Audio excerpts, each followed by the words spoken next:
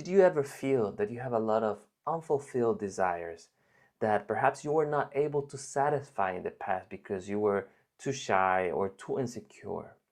And then in your relationships, this feeling of dissatisfaction or impotence or even frustration come up, and this feeling makes you even want to escape your relationship because of the thought, oh, maybe I'm not ready.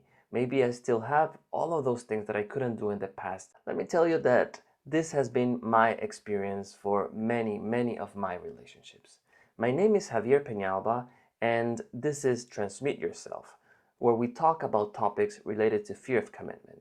And today we're going to talk about 3 tips to overcome frustrated desires and achieve a higher fulfillment in your life and in your relationship. Before starting with the tips, I want to tell you that this feeling of dissatisfaction and frustration, impotence are totally normal, especially with people with an avoidant attachment style and even with a disorganized attachment style. And this can happen because behind the confident layer that sometimes people with these attachment styles have, especially with the avoidant one, behind that there may be a hurt human being that in the past, especially, or maybe when he was or she was growing up, many of his or her needs were not met.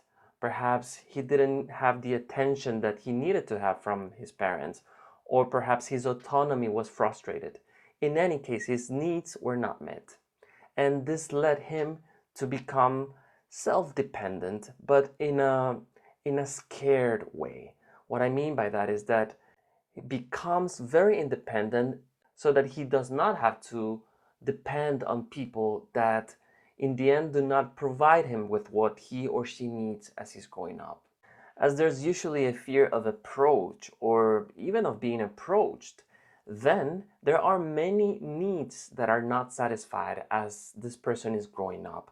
So for example, in my case, during my teenagers, I was very, very passive. I would only wait for a girl to approach me and never approach, because although I would try to seem or to act as if I was somehow confident, deep inside I was actually very afraid of being hurt.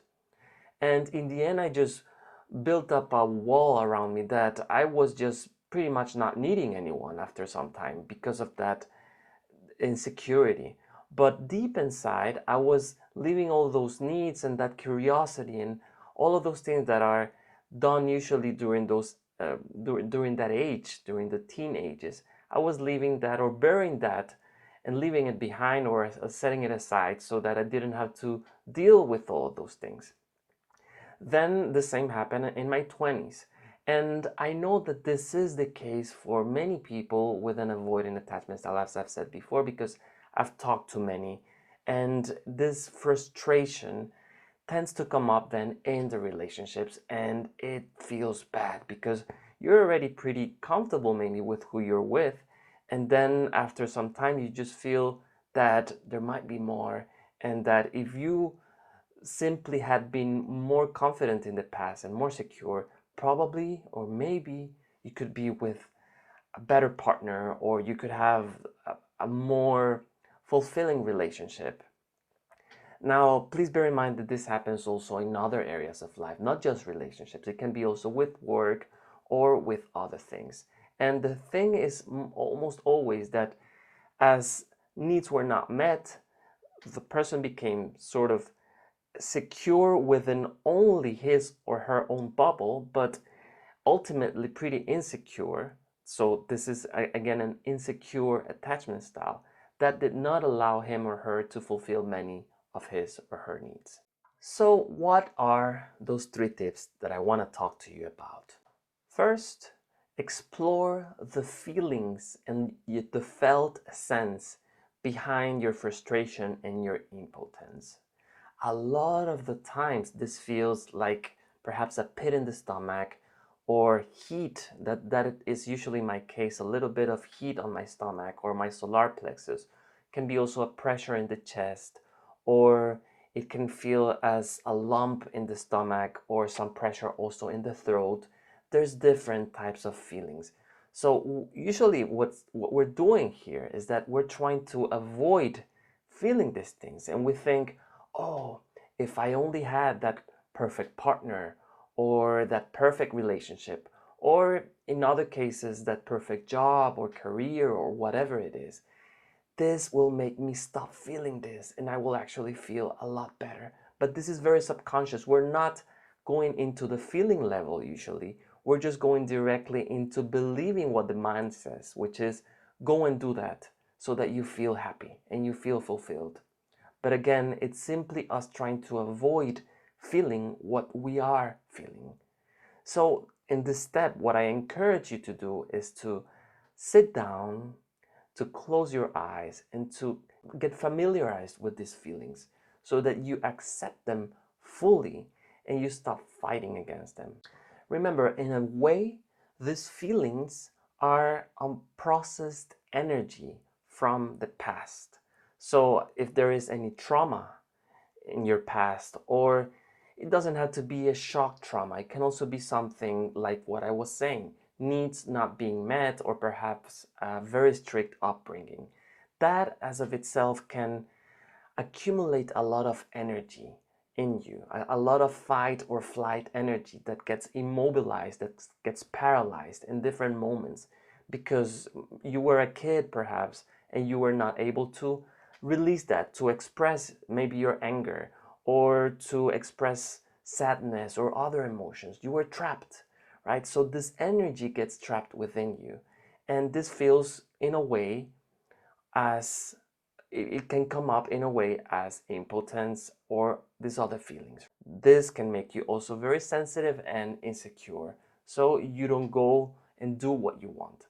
So as long as this residual energy is in your nervous system and you try to avoid it, you try to fight it by perhaps doing things or trying to conquer things from the outside, get anything from the outside world to alleviate that, then that's not usually the best strategy because you're creating further resistance within you. So again, if you start acknowledging and accepting this that I'm telling you, and also the feelings themselves, your felt sense, which is holistically how you feel in your body as this frustration comes up, that awareness and acknowledgement of that with compassion can already release a lot of that energy, or at least it will not make it bigger. It will not create further suffering and further tension within you, because you will be acknowledging and accepting. And acceptance is like very, very healing because it ends the fight and it brings total presence and total awareness within you. So it brings back the control that perhaps you lost while trying to look for things from the outside to fulfill you, and you turn within. And that is a great first step. So again, I encourage you to find peace behind these feelings before trying to get something from the outside. You can see that in the middle of a hurricane, in the eye of a hurricane, there's always peace, there's calm, right? But all around it, there's chaos. So you can see this analogy and apply it with yourself. In the midst of all your feelings and your anxiety, frustration, impotence, your urge to leave and to abandon your partner, whatever it is that you have, in the midst of all of that, there's the possibility of having peace. And that starts by putting the mind aside and focusing, like I was saying, in the feelings. And that can give you a great sense of peace. Tip number 2, explore and connect with the feelings that you would like to experience. Here, I encourage you to come up with a list of the feelings that you would like to experience. Maybe you can rate them according to which ones are more important to you. And then let's say you come up with a top feeling. Ask yourself why that is important. Sometimes behind this feeling comes another feeling, comes a deeper feeling that is actually closer to the truth. So I'll just give you an example. Let's say that you would like to feel very attracted to someone, to your partner, right? And if it's not your partner that you're feeling that attracted with, then you perhaps are looking for that from the outside and you would like to really feel the sense of attraction. But if you ask yourself, how do you feel really when you're attracted? Perhaps you can come up with a couple of other things, like you feel connected, you feel even maybe loved or appreciated. So look for those things that are behind what you think you need. And usually what the answer is love, a feeling of total acceptance and total love. That's usually how it goes. But you can explore, you can do this on your own. Take your time, do a little bit of journaling and of feeling, and see what comes up. So once you understand what is it really that you would like to feel, I encourage you to try to connect with that in the present. What I mean by that is not going necessarily yet outside, but inside, still going deeper within you and checking how you can feel that now. There are many aids for this. There are visuals, there are different types of meditations that can help you to feel what you really want to feel that perhaps in the past you were not able to feel. So I want to give you one example, usually with, for example, trying to feel loved, which, as I was saying before, this is usually what comes up. We want to feel loved, we want to feel connected. So there's a beautiful exercise that is called the Kind Eyes exercise by Diane Poole Heller. I really like her books and her courses, so I wanted to mention this exercise. And it consists of closing your eyes and imagining that there are kind eyes of people that are close to you, perhaps, or that you appreciate. Perhaps it can be your parents, it can be mentors or teachers, friends, your partner, someone, or not just one person, but you can imagine many people around you, and you can just imagine how they are gazing at you, but with a smile, with kindness, with love, with full acceptance. And try to look back at them in the eye of your mind, right? In your mind's eye, you try to just connect with this love and this appreciation from people. You'll see how you can actually feel that now, in the now, without going out there and trying to get some acceptance from people. That's one exercise, and I really love it. There are also many great meditations that I have practiced actually and have helped me also to connect with that on my day-to-day. So if you know Joe Dispenza, for example, he has many meditations. I like his morning meditation, for example. I'll leave the link in the description, where you connect with how you want to feel in the future, but to connect with it now. And then if you want to feel connection or love, you can, but you need to spend a little bit of time on that. And he has some great techniques at the beginning of the meditation that take you into a relaxed state where you're not thinking so much and where you can connect a lot easier with your imagination and with your feelings. And that's a great thing. If you can do this every day, or at least almost every day, you'll see how you start feeling generally different, more connected, more satisfied with your life. Now on to the third tip, and it is to connect on your day-to-day with how you want to feel, with actions, right? With plans. So for this, it's good to come up with a conscious plan on how to do that. Let's say again that you're trying to feel more connection in your relationship and you think that it's another relationship that will give you that, or another partner.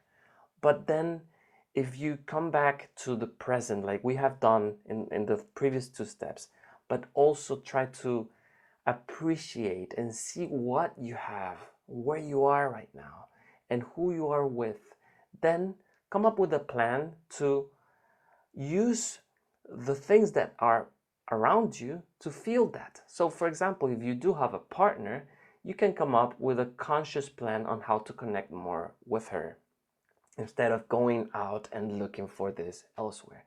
So it can be, for example, to have some type of greeting, a warm greeting when you meet. For example, when your partner comes back home.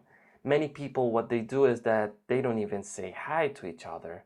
Or if you're avoidant, probably you can even not acknowledge the person as they come back, as they come home, because you're in your little bubble and you don't want to feel distressed or anxious, as I know happens when you have been away for some time, and then there's this approach that can create some distress. This is totally normal again with avoidance. So I encourage you to challenge that a little bit and make it perhaps into a ritual whereby you can greet your partner as warm as you can, and perhaps give her a hug and try to relax into her. I know it can feel a little bit stressful as an avoidant, but the more you do this and the more you get used to this feeling of approach and of connection, the more you will feel that in your life, which is ultimately what you want, despite the protection that you may have built, right? So this is one tip that you can use with your relationship or with your partner. A second one can be to also have a little ritual of maybe giving yourself 10 to 15 minutes to have a close conversation, maybe before going to bed, where you talk about your concerns, your worries, or your celebrations, and you give each one some time. Maybe you give each one 7 to 8 minutes to talk, and then the other person talks. That can also create or build more connection.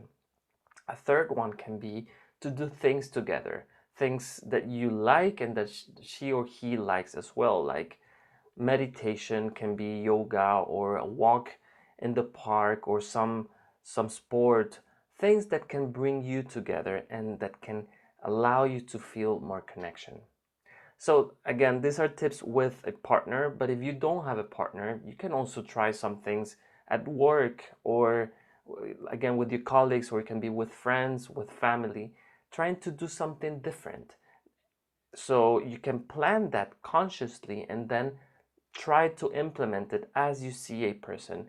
And again, it can feel a little bit uncomfortable at the beginning, but you will get used to it, and this will bring up more connection and more love into your life, which may be ultimately what you're after. Remember that the more you do this, the more you will pretty much rewire your brain and leave behind your old coping mechanisms, so to speak, leaving behind your old personality.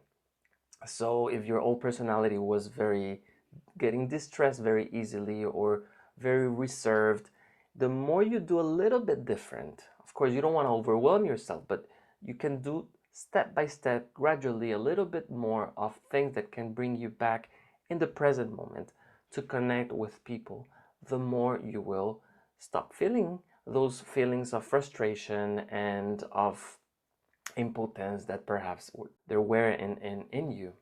Now, we've been talking a lot about gratitude and appreciation, which is a great strategy and a great tool to get you back into the present and to feel more connected in general with your life. We, my wife and I, created a love and gratitude journal that can help you to connect more, as I'm saying, with these feelings of gratitude and appreciation. And I want to invite you to take a look at it. If you like it, you can buy it and you can use it to do exactly what we're talking about here, which is focusing more on what you have, on who you are, on who you are with, where you're at right now in the present, right? And this can give you a lot more energy and more optimism and can help you to leave behind a lot of that frustration and impotence. So I'll leave the link in the description, and if you like it, go ahead, you can buy it. All right, so this has been today's video. I've enjoyed talking about this topic. If you have liked it as well, please click on like and leave your comments, your questions in the comment section. If you're interested in coaching services, I'll leave also the link for requesting such services if you want to. And I will see you very soon. Thanks a lot.